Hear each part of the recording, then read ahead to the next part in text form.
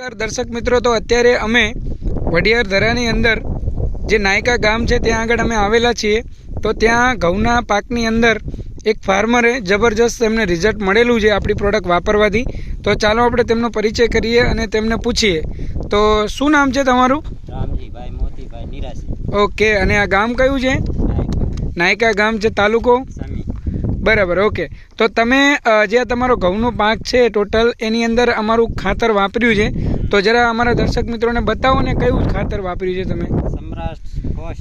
જી, તો સમ્રાટ ફોસ અહીંયા બેગ છે અને આ NPK બલવનની બેગ એમના હાથમાં છે અને સોઇલ કાર્બન પણ એમને વાપરેલો છે, જે જમીનની અંદર અત્યારે એની ખામી વધારે જોવા મળતી હોય છે. બરાબર. અને હ્યુમિક જે 98% આવે છે એ પણ વાપરેલું છે. તો રામજીભાઈ, તમે જે આ પ્રોડક્ટ અમારી વાપરી, તો તમે વાપર્યા પછી તમે અમારા જે ખેડૂત મિત્રો જે વિડીયો જોઈ રહ્યા છે એમને તમે શું કહેવા માંગો છો? કેવું રિઝલ્ટ છે? રિઝલ્ટ સારું આવે છે. બરાબર, સારું આવે છે. એમાં શું શું જોવા મળ્યું તમને વાપર્યા પછી? એમાં ઘઉં એકદમ ઉપડ્યા છે. ઓકે. અને જમીન પોચી જાય. અચ્છા, જમીન પણ પોચી છે અને ઘઉં એકદમ ગ્રોથ એનો સારો છે. બરાબર. કેટલા દિવસના છે આ ઘઉં?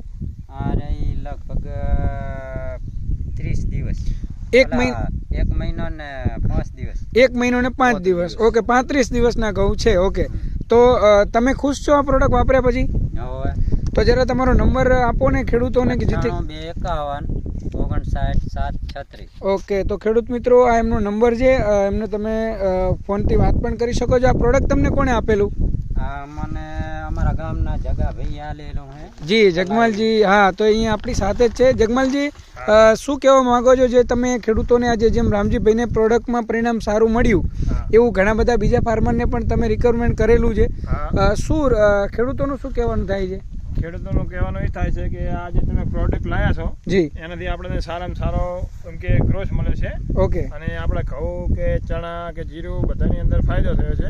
બરાબર. અને ઓછા દિવસમાં એનો વિકાસ સારો દેખાવા માંડ્યો છે. બરાબર. અને કોઈ રોગ એવો આવ્યો જ નથી કોઈ જીરામાં કે ઘઉંમાં. બધે તમે જ્યાં જ્યાં પ્રોડક્ટ આપી. શું નંબર છે તમારો? નંબર પણ આપો ને, જે ખેડૂતોને કોન્ટેક્ટ કરો તો કરી.